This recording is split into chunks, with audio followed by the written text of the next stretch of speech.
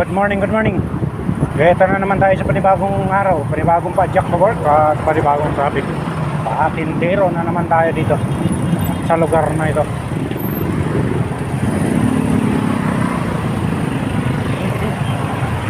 Pipilitan natin makalugot. Kaso stuck talaga. Stuck is the best.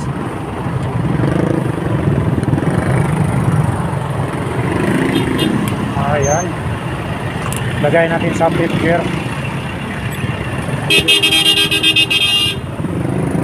Concept na to. Siya na nakatambay dun, siya pa maingay. Ayan o, no loading at unloading. Sige.